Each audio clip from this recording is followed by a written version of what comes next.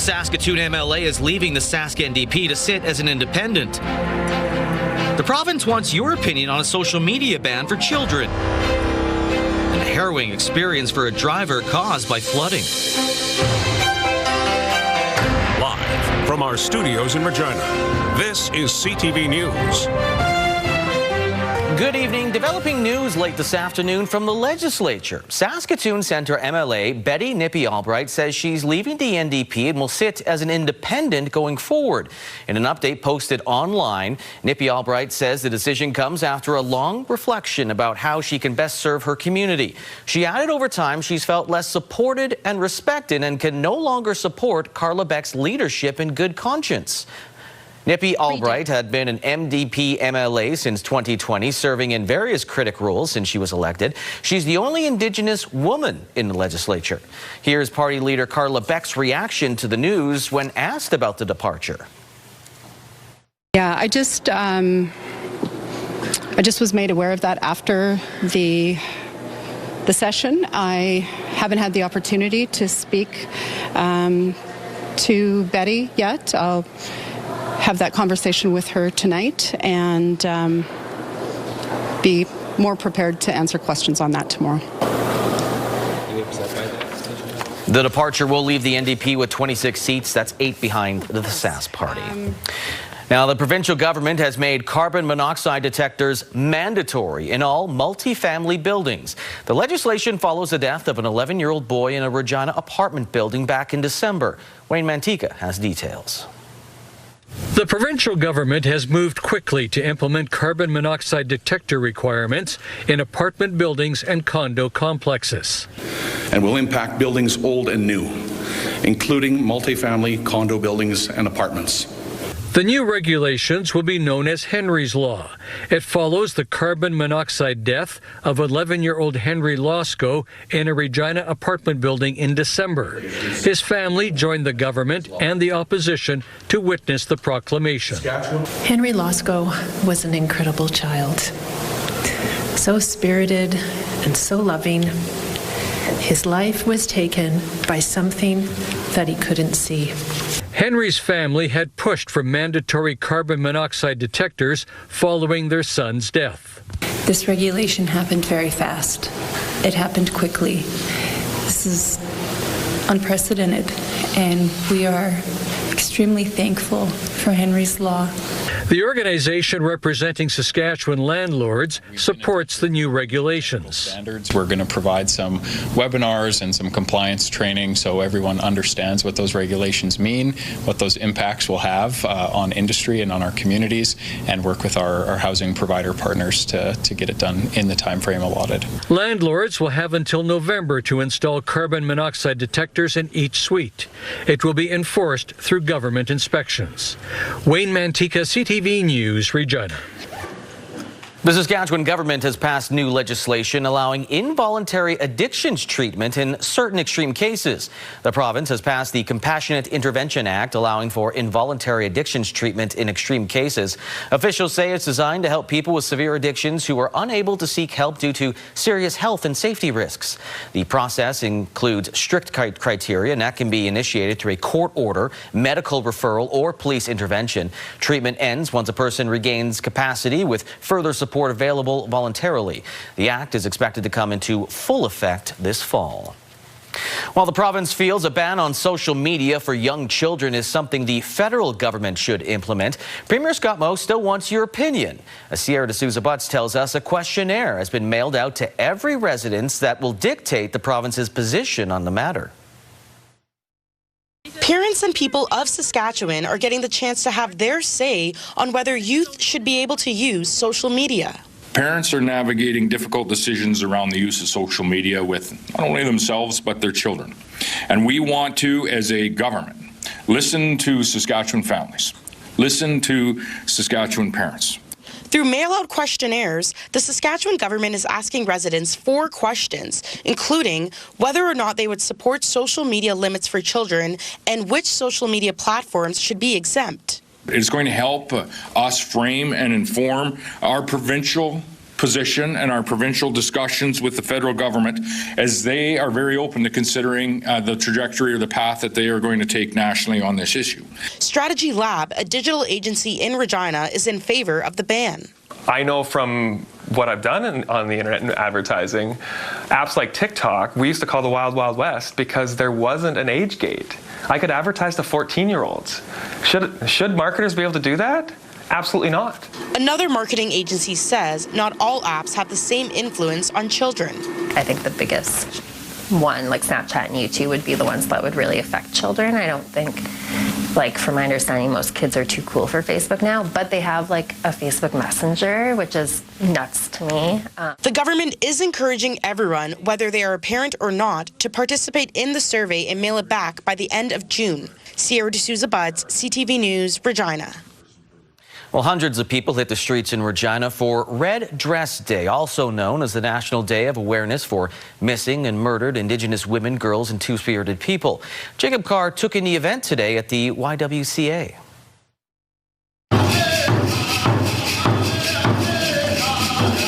Drums and jingle dancers could be seen and heard inside of the YWCA Regina as the organization marked Red Dress Day by calling for urgent and measurable action on the national inquiries over 230 calls for justice. I think the YWCA as a organization who serves Indigenous people, women, families have an obligation to take action rather than just words. The YWCA says that they have spent the past 7 years raising awareness around missing and murdered Indigenous women, girls, and Two-Spirit people, but there is still work to be done when it comes to the severity of the trauma that those who are affected are dealing with. I think it's about changing the mindset of people to understand how deep-rooted that situation is and how much that affects Indigenous women and girls every single day. And Gordon has an idea of where to start when it comes to recognizing the hundreds of calls for justice that are yet unanswered. We need to call upon the justice system as well as the City of Regina Police to implement action, actually go out and maybe even search the landfill would be one of the starts. There's so many more that we could do. With 229 of 231 calls for justice still unanswered from the national inquiry into missing and murdered Indigenous women and girls and Two-Spirit plus people, YWCA Regina is hoping that awareness turns into accountability and action to address the ongoing crisis. Jacob Carr, CTV News, Regina.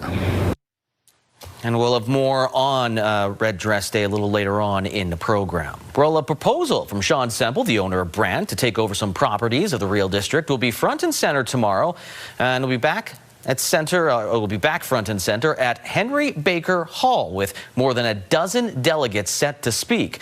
Donovan Mace tees up tomorrow's important council meeting. Following his first pitch to city councilors last week at Executive Committee, Brant owner Sean Semple's proposal to take over a large portion of the Regina Exhibition Association campus is now just one council vote away from becoming reality, a deal Semple touts as a golden ticket. This is like winning the lottery. So if you won the lottery, would you say, hang on, don't give me that money. I want to check it out first to see whether or not it's any good. I don't know if I want to take it. You're winning the lottery here today, okay? Now, according to city administration, Brant first coming forward in November with the unsolicited offer to purchase some buildings on the Real campus. Mayor Chad Bashinsky revealing last week council was aware negotiations were underway, but not of the full details until they were made public 2 weeks ago. The proposed $6.5 million deal to purchase buildings like the Brant Center and Queensbury Convention Center cleared a major hurdle last week after passing through committee. As part of the potential agreement, Brant will be exempt from property taxes for 5 years, assume existing leases, sponsorship, and event booking contracts, as well as employment and union collective agreements. There's risk in any deal, but at the end of the day, when I weigh the pros and cons of what's in front of us, there is a high risk of us not being able to keep those facilities running. We heard that today. And when we look at the evaluation and the condition of those assets, 13 individuals have registered to appear in front of councillors as delegates, including another former mayor, a former Real employee, and Semple himself, to go through another round of questioning from councillors. The meeting is scheduled to begin at 1 p.m. Donovan May, CTV News, Regina.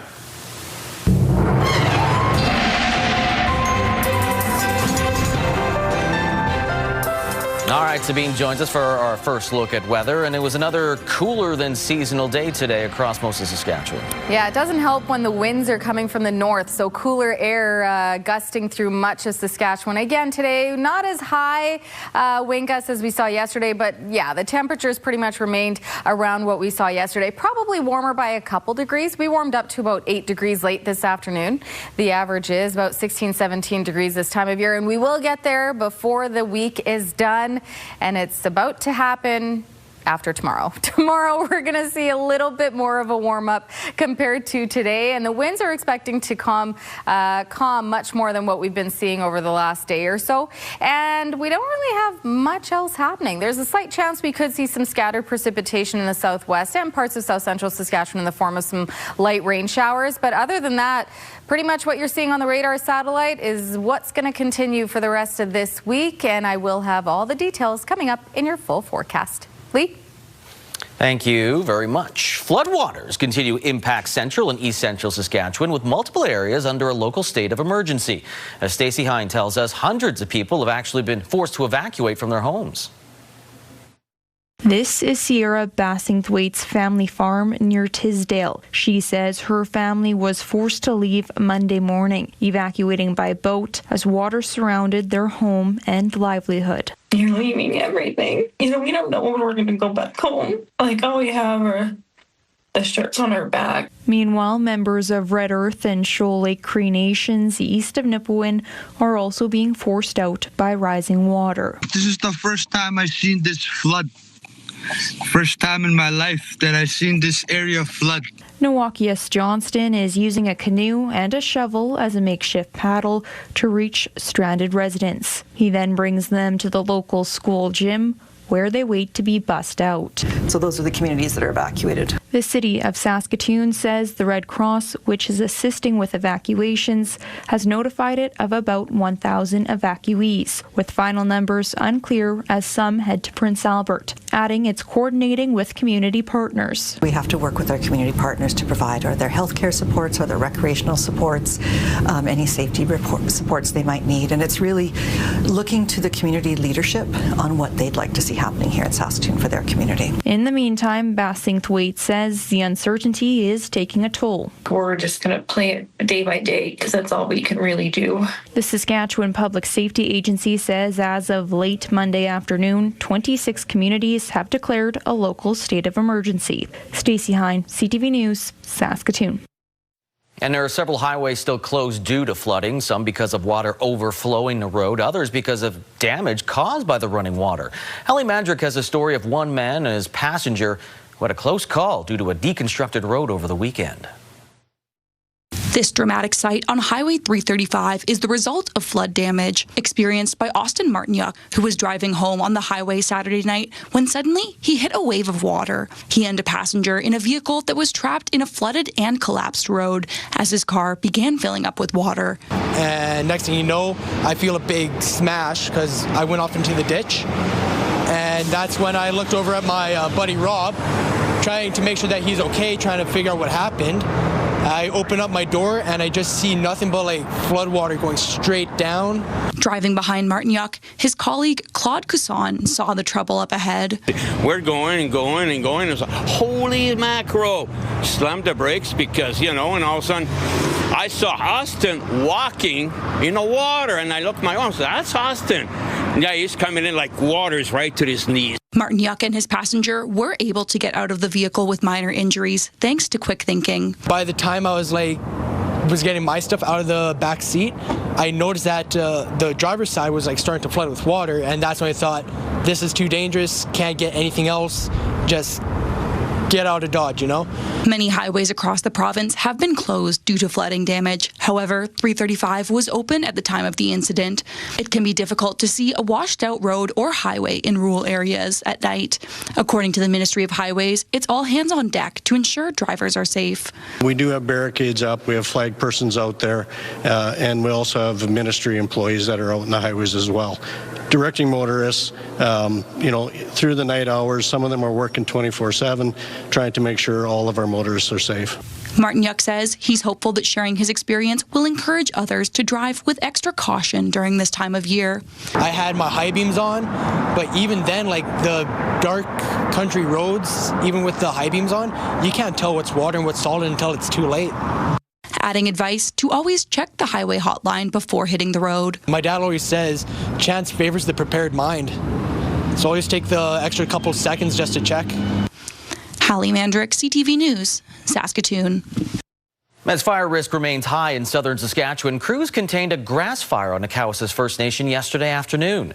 Fire crews from the First Nation, along with neighboring Kakawishnaha, responded to a fire just after 4 p.m. yesterday. It took about 6 hours to contain the majority of the flames, with crews from Kakawishnaha being released from the scene at 10 p.m. Cowessess firefighters did remain on scene to continue the fight. Several First Nations, including Cowessess, have enacted fire bans this week. Standing Buffalo joined that list today. And as parts of Saskatchewan deal with flooding, as mentioned, a planned test of the Sask Alert system has been postponed. A test was scheduled to take place tomorrow at 1:55 p.m. alongside most of the other provinces. But the Saskatchewan Public Safety Agency says it's moving the test to a later date, given current active incidents did not specify when that date will be.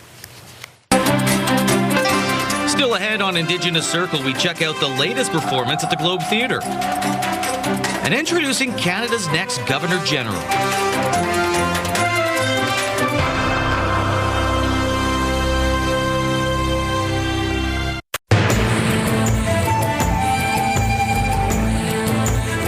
Greetings, everyone. Humor can commonly be found within Indigenous storytelling, particularly during Tales of Hardships. A play is now being performed at the Regina Globe Theatre, which explores land claims and court battles from an Indigenous perspective. It's a performance which is already getting rave reviews.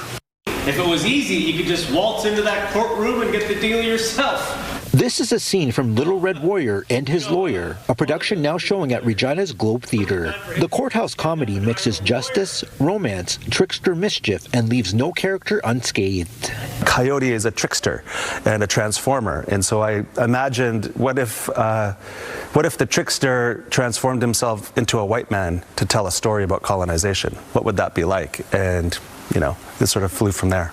Loring first started writing Little Red Warrior and His Lawyer over 25 years ago. Since then, it's gone through many revisions and updates. Louisa Jojek has been a part of the production since 2019 and says the play making the Canadian mainstream is exciting. As an actor, I get to utilize my comedy chops, my sensitivity to political and topical issues, and not to mention it's an incredible team to be a part of. The play has been performed across Canada and is celebrating its 100th performance this month. Despite all of the major tweaks over the years, audiences still laugh at the same parts and understand the ideas they are trying to get across. There is humor throughout, and you never quite know where it's going to land. So I look at it as sort of the carpet can be like taken out from under your feet at any moment. Any of the characters can experience this. Loring is an Indigenous playwright originally from British Columbia. He says it's a special moment to bring the play to the Globe Theatre and share Indigenous stories to a wider audience. It's also critical for Indigenous people to see their stories reflected in these venues and shared within the community that they live in. I think that it's a vital role of institutions like the Globe and theaters across the country to share these Indigenous works. Little Red Warrior and His Lawyer is being performed at the Globe Theatre until May 17th. Yes, it is! If you have a story you would like to see in this segment, here's how to reach us. You can contact me by email, and you can also watch past episodes and segments of Indigenous Circle on our CTV Regina and CTV Saskatoon websites. Indigenous Circle, brought to you in part by Saskatchewan Indigenous Enterprise Foundation, growing the First Nation entrepreneurial spirit. Canada's next Governor-General comes with an impressive and distinguished resume. Louise Arbour is a former Supreme Court Justice and former United Nations High Commissioner for Human Rights. The 79-year-old prosecuted war crimes in international tribunals, securing a conviction against people of genocide in Rwanda and indicting the leader of the former Yugoslavia. The conviction that institutions are the load-bearing walls of a civil society, and that they remain trustworthy only as long as someone is willing to hold them accountable. Canada is a wonderful country, shaped by its diversity of people, of perspectives and experiences, but I think shaped also mostly by a common respect for strong public institutions and for the rule of law. Arbour's deep resume may help Carney avoid his predecessor Justin Trudeau's choices. Julie Payette was accused of abusing Trudeau's Hall staff, while Mary Simon, the first Indigenous Governor-General, was not fluent in French. In Ukraine, at least 22 people were killed and more than 80 others injured in another round of Russian attacks. The drone and missile strikes were carried out overnight and today. The Ukrainians say the Kremlin's main targets were energy facilities, oil and gas infrastructure, railways and industrial sites. But the majority of casualties were civilians. The attacks also damaged homes, businesses and transportation. Meanwhile, Ukraine kept up its long-range attacks on Russian areas, apparently going after more oil facilities. The fighting came hours before Kyiv is due to enact a ceasefire and 3 days before Moscow promises its own pause in hostilities. In the Middle East, the U.S. is pressing ahead with an operation to open the Strait of Hormuz to commercial shipping. There is no international law that allows you to say, I'm going to put mines in an international body of water and I'm going to blow up ships that don't listen to us and try to go through. That's what Iran is doing. This is a criminal act, and someone needs to do something about it. Elsewhere, the United Arab Emirates said today its air defenses were dealing with missile and drone strikes from Iran. It was the second straight day that the UAE reported being attacked. Public health officials are trying to contain an outbreak of hantavirus aboard a cruise ship marooned off the West African coast. 3 people are dead, 4 more are sick, and now the World Health Organization suspects human-to-human transmission. John Venevali-Rao has the latest. For passengers stuck on this ship, there remains a sea of uncertainty about when they'll be let off. All we want right now is to feel safe, to have clarity. The 147 on board remain anchored off Africa's Cape Verde, with officials now saying 7 possible cases of hantavirus were identified, including 3 deaths. We have heard from quite a few people, on the boat. We hear you. We know that you are scared. The WHO says passengers on board are being asked to remain in their cabins while disinfection measures are carried out. Ocean-Wide Expeditions, the company behind the cruise, says the atmosphere on board remains calm, despite the ship not being allowed to dock. On shore, it's a decision some in Cape Verde support. It's good that the ship remains at a distance, this woman says. Port denials are rare, but do happen. Most famously in Japan during COVID. The passengers of the Diamond Princess were quarantined on board for 2 weeks. While this British cruise ship was turned away at the port of Gibraltar in 2020 because of a norovirus outbreak. I don't think these situations happen very often, but unfortunately, if they do happen, there's not much you can do about it. Lauren Christie says while the cruise line has a duty of care for its passengers, it also has the same for the ports it's visiting. And so really, first and foremost, it has to ensure the safety of everyone first. And unfortunately, that might mean that you're stuck on a cruise ship. The hantavirus is usually spread by rodents, but is now thought to have been carried on board by a Dutch couple who died. Officials think it likely spread on board human to human, which is rare and requires close contact. This doesn't sound like hantavirus is going to be a major issue on other cruises. It sounds like a sad but very rare event. Meanwhile, the WHO says Spain has agreed to accept the vessel, but no decision has been made about where passengers will be allowed to disembark. John Venevali-Rao, CTV News, Toronto. Coming up, honoring missing and murdered Indigenous women, girls, and two-spirited people in Yorkton for Red Dress Day.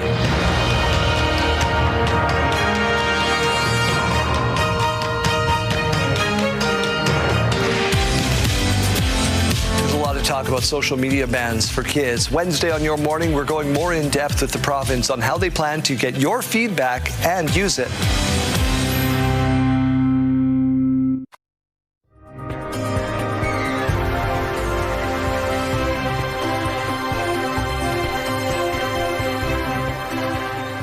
All right, welcome back. We're going to take a look at your forecast, what's ahead for the rest of this week and into the weekend, and it's going to be sunny and warm. Today we saw a little bit of sunshine, not quite as warm as we would have liked to have seen it. It did warm up to 8 degrees. We did have some strong wind gusts throughout most of the day in Regina, gusting up to about just over 50 kilometers an hour. Now we're starting to see those wind gusts settle. Winds are currently just under 30 kilometers an hour, currently sitting at 6 degrees. And as we head into the evening, we're going to continue to see a lot of that cloud cover starting to clear out. Most of it, as you can see on the radar satellite, did kind of settle in into the southeast here. Most of Saskatchewan, clear conditions and sunshine. It's just those temperatures didn't quite get up to what our daytime averages are usually sitting at. So let's see what's to come heading into this evening and into tomorrow. So again, we'll see a lot of that cloud cover clearing out of the east, but then from the west, we have some clouds rolling in for western Saskatchewan there. And along with that, as we continue throughout the day, we will see some scattered precipitation arriving into Wednesday night. You can see a lot of that green in Alberta as we head into Wednesday evening. More of that cloud cover rolling in into the west, and then we start to see some scattered precipitation. Very light, not a big system coming through. Most of it is going to stick around for not very long. And this is to start your Thursday morning for the southwest. We will start out most of southern Saskatchewan with cloudy conditions Thursday morning. But again, we'll start to see most of that clear out heading into Thursday evening. And then by the weekend, we'll start to see more sunnier conditions. But we'll still see some scattered precipitation, especially in that southwest again. Light rainfall, not any type of storm situation that we're seeing yet. There is a chance in northern, just north of Saskatoon, north of Prince Albert, we could see some storm activity, heavy rain, possibly some high winds and some hail. But for what we're seeing in central and southern Saskatchewan, for the most part, it is just some light scattered showers that we're going to see. And of course, by the time we get into Friday, we're looking at temperatures for some areas nearing 20 degrees. And that all starts tomorrow as we start to see more of a gradual warm up back into double digits for areas like La Loche, 12 degrees, mostly cloudy. Still cooler tonight at -7, +7 for La Ronge tomorrow, so cooler than seasonal and a mix of sun and cloud. 11 and sunny for Prince Albert and 14 and cloudy for Lloydminster. 13 in a mix of sun and cloud for North Battleford. Again, we're still going to see a lot of these lows cooler tonight. As we head into tomorrow, we start to see that gradual warm up, and then the lows we'll start to see above 0 as well. Saskatoon, 12 and mainly sunny, 10 and mainly sunny for Yorkton, the southwest. Maple Creek inching close to 20 degrees tomorrow, 17 and a mix of sun and cloud, 13 for Swift Current, mostly cloudy, 13 and mainly sunny for Moose Jaw. And then the southeast, similar temperatures closer to seasonal, 13 for Weyburn and Assiniboia, 12 for Estevan. Estevan seeing a little bit more of that mix of sun and cloud and sunnier conditions for Weyburn and Assiniboia. For Regina tonight, -7, cloudy conditions, and then tomorrow clearing up with lots of sunshine, but 10 degrees is the expected high, winds at 25 kilometers an hour, and then we'll continue to see that gradual warm up. By Thursday, a mix of sun and cloud, 16 with a low of +1. Friday, 17, nothing but sunshine, winds picking back up to about 40 kilometers an hour. By Saturday, 13, mainly sunny, and then winds continuing to be a little stronger there, up to 45 kilometers an hour. Sunday, mainly sunny, 17 degrees. And then by Monday, as of right now, looks like we're getting into the 20s, 22 and a mix of sun and cloud. And by Tuesday, starting out the day with a mix of sun and cloud, and could see some light showers, about 1 to 3 millimeters of rain throughout the whole day, with 16 as your expected high. So we are back after tomorrow. We'll start to see those temperatures getting back more into that seasonal range of +16, +17, and some days a little warmer than average, but a lot of sunshine, not a whole lot of moisture. Yeah, it's been a while since we've had a long stretch of sunshine. That's right. All right. Thanks, Sabine. You bet. Well, a cooler day, of course, but it really wasn't that bad of a one to recognize Red Dress Day. Remember, it is remembering and honoring missing and murdered Indigenous women, girls, and two-spirited people. Now, earlier in the broadcast, we saw one of today's events in Regina. Now, Regina DeClute shows us how things looked in Yorkton. Through cold winds and sputtering snow, people dressed in red took to the streets of Yorkton to raise awareness for missing and murdered Indigenous women and girls. She went missing in 2007, And it's just nearly 20 years since she's been gone. Her name was Danita Big Eagle. A young mother of two, Danita was 22 years old at the time of her disappearance, and it's her grandchildren that have helped Diane through the nearly 2 decades since. Oh, it just about destroyed me, but stayed strong for her children, because her children are adults now. I've had them ever since her baby was 9 months old and her daughter was just about 4. Diane, not the only mother searching for answers and honoring missing and murdered women on Red Dress Day, the National Day of Awareness.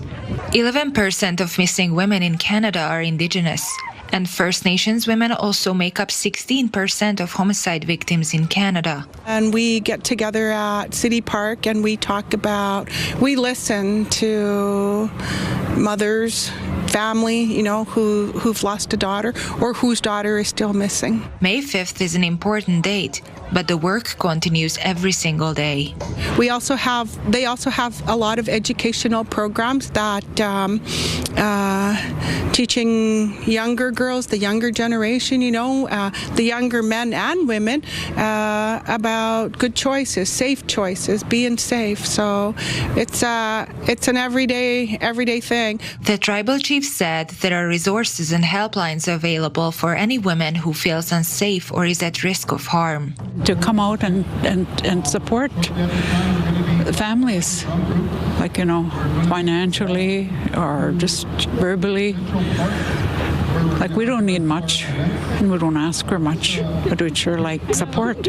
She hopes that one day her family will learn what happened to Danita. In the meantime, she'll continue honoring her. Regina Declute, CTV News, Yorkton. Still ahead with Riders training camp right around the corner, we take a look at who hopes to impress at quarterback and running back.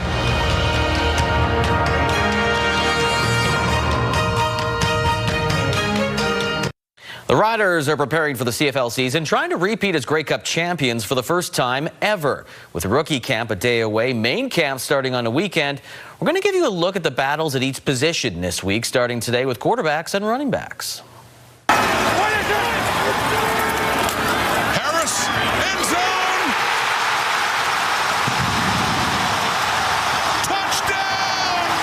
Back for a fourth season with the Riders, 14th in the CFL, is quarterback Trevor Harris. The 39-year-old is coming off one of his best seasons, throwing for more than 4,500 yards for just the third time in his career, and winning a Grey Cup as a starter for the first time ever. He is, of course, the clear number one. Tommy Stevens is back as the short yardage pivot. He was clutch last season, running for 193 yards and 7 touchdowns, 2 of those in the Grey Cup game. With Jake Mayer gone, the battle will be at backup. Jack Cohn is entering his third year with the Riders. In his limited playing time, Cohn was 12 for 29 for 138 yards and a touchdown. Challenging him will be Braden Shager and Jordan McLeod. Shager was on the practice roster at the end of last year, playing his college ball at the University of Hawaii, throwing for more than 9,000 yards in 4 seasons. McLeod signed in January after attending Tampa Bay Buccaneers rookie minicamp last year. He played his college ball at Texas State, James Madison, Arizona, and South Florida, known for his ability to run with the ball as well.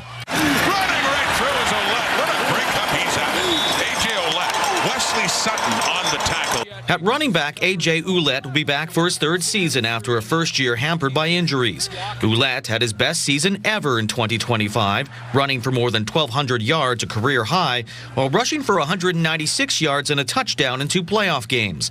Canadian Thomas Bertrand-Houdon returned as a ratio changer.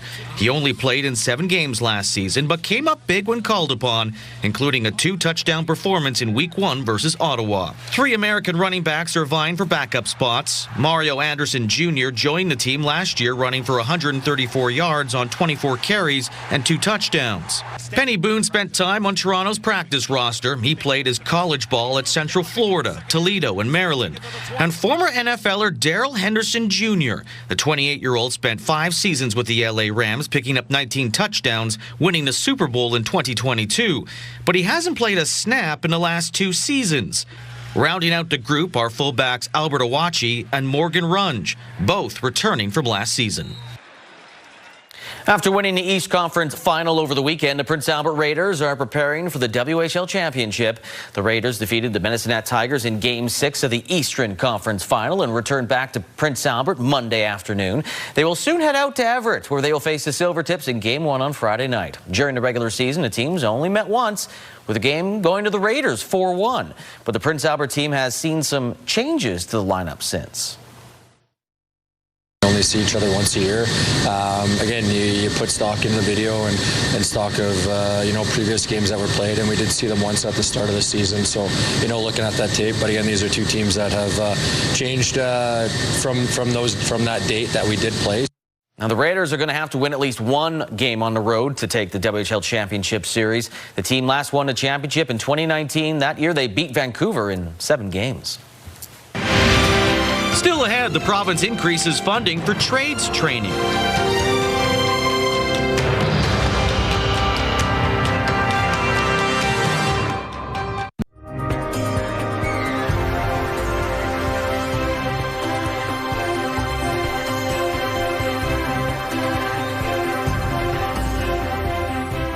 Welcome back. Let's take a look at your rural forecast heading into tomorrow. A lot more sunshine. Temperatures gradually warming up.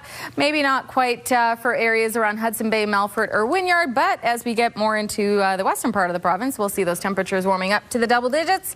Cloudy and 14 for Lloydminster, 14 in a mix of sun and cloud for Kindersley, 13 for Outlook and Meadow Lake, seeing a little bit of cloud cover there, 12 and mainly sunny for Watrous and Spiritwood, 9 and sunny, mostly sunny for Melfort, Hudson Bay, and Wynyard. When we get closer to the southern border, some temperatures, especially in the southwest, a little warmer. Back into seasonal range for East End Cypress at 15, Maple Creek 17, and Leader 16 degrees, 14 for Rosetown, 13 for Coronach and Assiniboia. Sunny and 12 for Rockland, and 11 degrees for Broadview, Carlisle, 10 degrees and sunny for Lumsden, Pilot Butte, and Kenora, mainly sunny and 9 degrees. And if we take a closer look at Hanley, located about 200 kilometers northwest of Regina, and where internet speeds up to 1 gig are available through SaskTel. Mainly sunny tomorrow, 11 degrees is the expected high. May feel closer to 9 or 10 degrees, and the winds are sitting at about 20 kilometers an hour.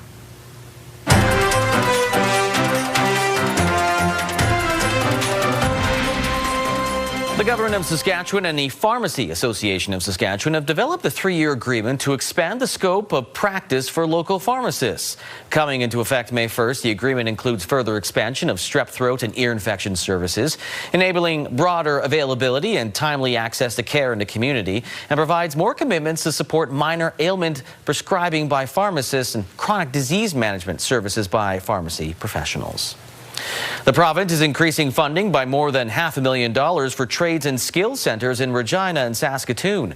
Both locations will fund 3 in-demand additional programs, which are to be determined. Both centers offer short-term trade skills training with programs that are meant to lead into entry-level jobs. The need in our community for entry-level workers and for general tradespeople is huge. Just give you a little bit of an example. We always send out a heads-up email whenever a course starts. Carpentry classes in here, concrete classes in here, power line technician. And in a lot of situations, especially in the carpentry one, I received more responses back from employers in the first week than we have students enrolled in the program. Regina's location enrolled 174 students in 24-25, while Saskatoon enrolled 138. Globe Theatre is celebrating 60 years in the round and took the time to announce its 26-27 lineup. 5 new plays will be a part of the new season starting in late September. The first para play will be a new comedy called Mosque Heist, a comedy written by Zarka Narwaz and directed by Haysam Kadri, which will wrap up October 18th. The following 4 acts will be It's a Wonderful Life, Les Miserables, Indians and Cowboys, and Evil Dead the Musical. That's interesting. Online training is now open for Saskatchewan producers planning to participate in the province's Strychnine Stewardship Program as RMs prepare to distribute it. The 90-minute course is required for producers looking to use strychnine in eligible areas under a temporary exemption to control the population of Richardson ground squirrels also known as gophers. Participating RMs officers will distribute strychnine later this spring, starting early June, followed by additional monthly shipments with a per producer cap. The exemption runs until November of 2027, and inventory is expected to go up in the summer. All right, let's stick with the farm markets. Street price of canola down $4.20, while the futures price went down $1.50 to $757.30 per ton. Amber durum wheat stays the same, $278.59 per ton. Red spring wheat jumped up almost by $7 to $295.08 per ton. Feed barley, $250.88 per ton, and flax is $630.54 per ton. Prices courtesy of Bunge and Ice Futures Canada. The markets, the TSX went down 71 points, while the Dow Jones went the other way. It was up by 356 points. The Canadian dollar, it went up 0.06 of a cent to 73.40 cents US. On a commodity front, gold up $3.26. West Texas Intermediate crude dropped by $4.15, while Western Canadian Select crude jumped by $5.21. Gas in Regina still hasn't moved from that $1.89.9 cents per liter.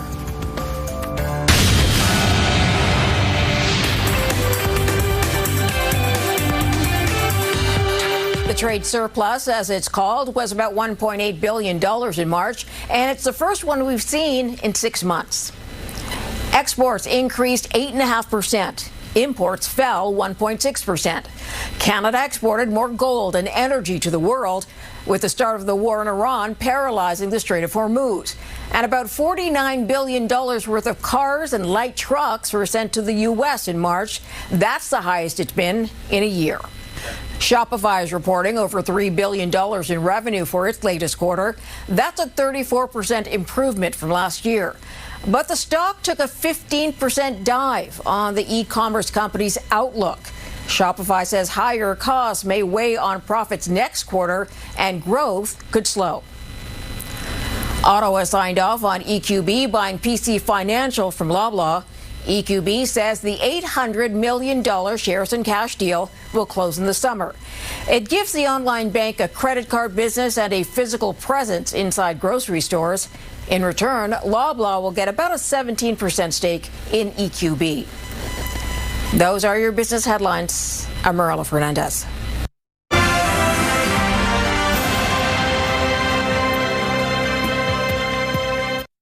Coming up tonight after the newscast, will Trent for an hour, followed by betrayal, secrets and lies. How I feel right now. That's the story about Sabine. And then Big Bang Theory, 3 in a row. Bang, bang, bang. There you go. I said there would only be one. Anyways. Yorkton-based TikToker Grandma Sherry is debuting her own show on APTN. Yeah, that's right.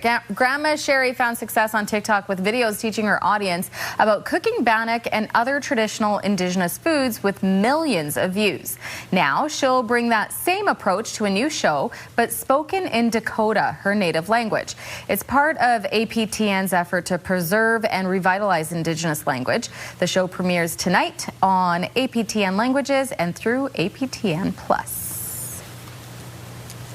And tourists in China's Sichuan province are taking to the sky at a scenic waterfall in the region. So it's called the Fairy Flying from the Sky experience. Gives visitors a chance to soar around the mountainous waterfall. Wait. They're on wires, Sabine.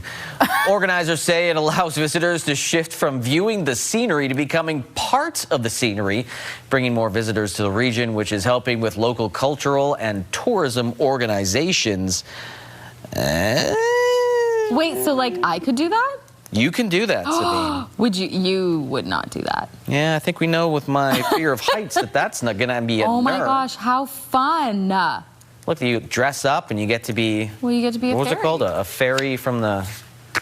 Sky? Sky? The waterfall fairy? Yeah. That would be so much fun. I'm in. You're in? Yep. All right, I guess we know where we're doing our next live weather. In China? Mm-hmm.